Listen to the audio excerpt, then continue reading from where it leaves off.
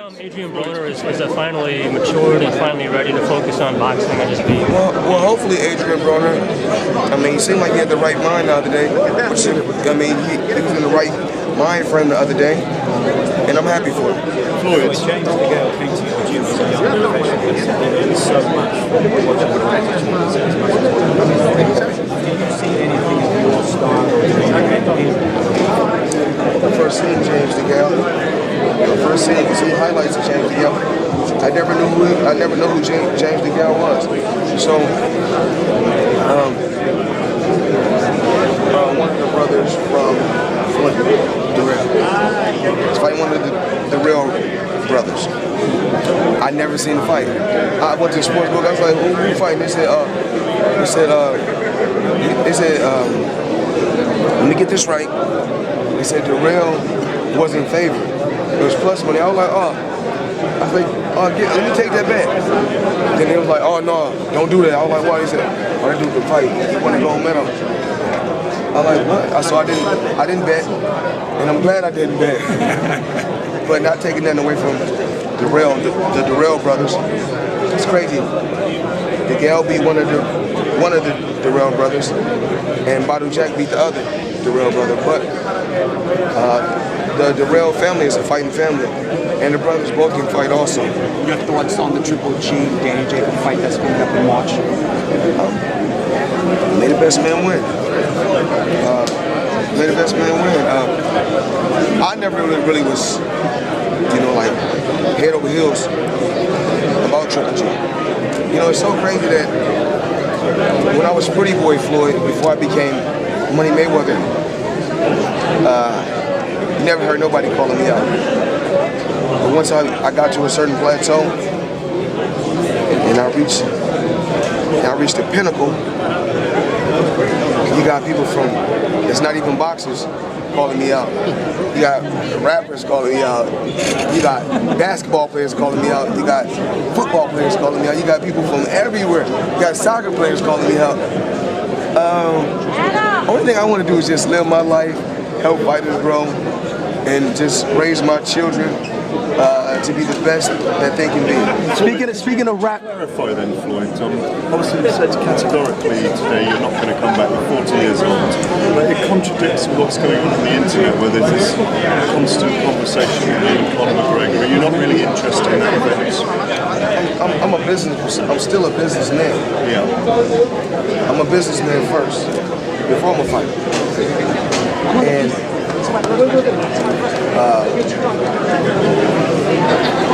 I spoke on the Conor McGregor situation yesterday, and it is what it is.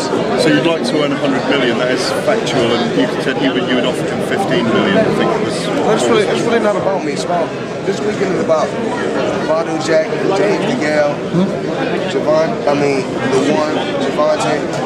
and Patrols the Sniper. It's about them. It's about the fighters. It's not about me. I had my career. You guys interviewed me so many times. You guys interviewed my opponent so many times. And the results was always the same. Floyd, you're a businessman. How true is the Soldier Boy Chris Brown and you being a part of that promotion? Is that real? And if so, did you hear Whack Games manager saying that fight can't happen without him being a part of it?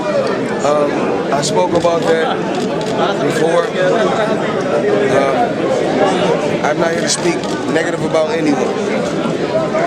I'm always I try to take it. Like I said before, it's always about taking something negative and making something and turn it into something positive. Those guys were talking about fighting in the streets, getting their crew, and I'm going to do this, I'm going to do that. And my slogan was this: put the gloves down and put the guns down and put the gloves on. It was about doing something positive. How about bringing an event to the UK this year, Floyd? I know you have ambitions to do that with Eddie, and you've spoken about it. Me and Eddie are sitting down. Again, what happened is that it took a little longer because he had a series of events that he was putting together, and we see that all that came to fruition. And now he's ready to sit down, and the schedule is open, and we're going to make a match very soon. Will we see you there, Floyd? Are you coming to those? Floyd come to those as well? Will you be there in the UK with them? Of course. I gotta and a Paris tour in the UK coming up. Floyd, Al Haymon was your advisor as a fighter, right? But as a promoter, do you still take a lot of advice from Al? A lot of things that me and Al business is always personal. I mean, it's real personal and low key. You know, I spoke about Al Haymon throughout my career, and in different days I will continue to speak about Al. One of the greatest people I ever met. Shakur Stevenson helped Gervonta Davis prepare for this fight. I know you met with Shakur in Brazil. He's still. I can't say greatest people. One of the greatest persons I ever met. I'm sorry. Shakur Stevenson? No, I said Al is one of the greatest persons I ever met. But I said greatest people, and I can't say that. I'm sorry. But you can't say greatest people. That don't make sense. Shakur Stevenson helped prepare Gervonta Davis.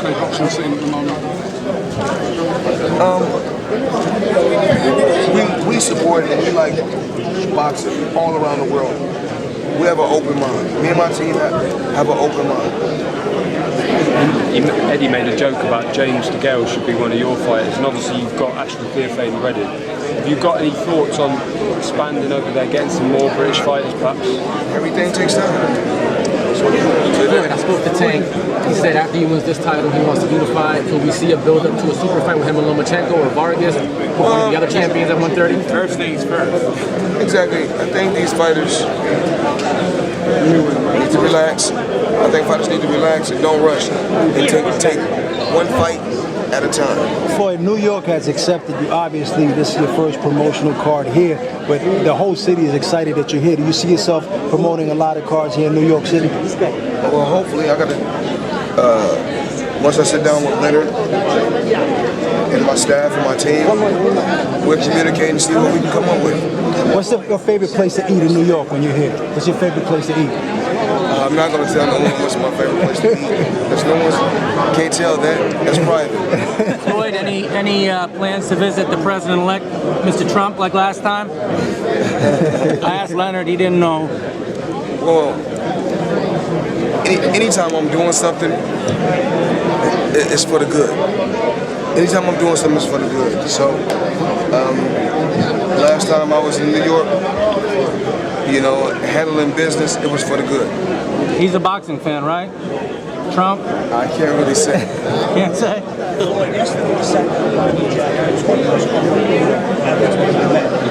was talking about faith and share with faith is very important. He made that funny joke about I think everyone in the world has their own relationship with God, even if they're atheists. When they're on their dying bed, believe me, they're saying, God, please save me. Or they're praying to a higher being to save them.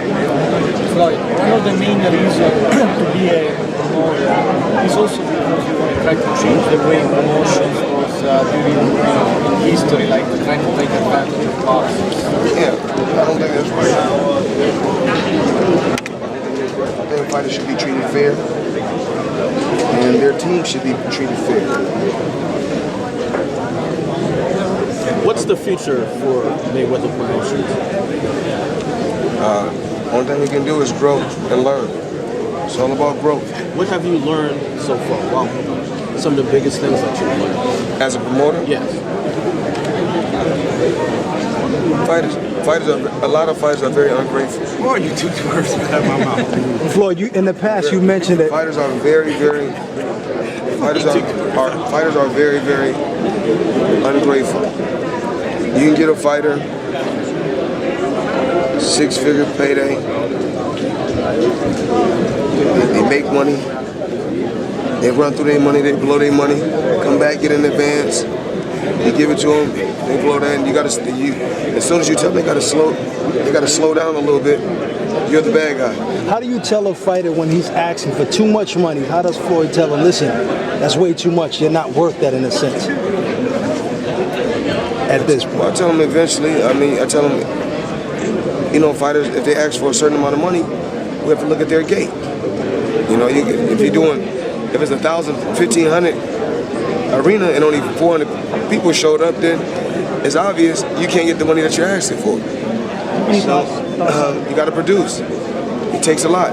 Personality, skill, being a people person, having a certain type of aura. But you know, everybody. You gotta realize, when you got guys like Ali, Sugar Leonard, Floyd Mayweather. Right. That's once in a lifetime type a lot of fighters ain't outspoken like yourself. They don't have that skill. So how this in this generation is a lot easier. With social media, yeah, it's a lot easier. When I was fighting, it was a lot. In the beginning, it was a lot tougher and a lot rougher. So do you tell some of the fighters, get on social media, get on Instagram, talk pop shit? Do you tell fighters, give them that type of advice? No. I tell fighters, do what you think's best for your career. I can give you my advice, but you're gonna do what you want to do, regardless of what I say. Some may follow, some may not, but at least I know I've done my job by giving them the right advice.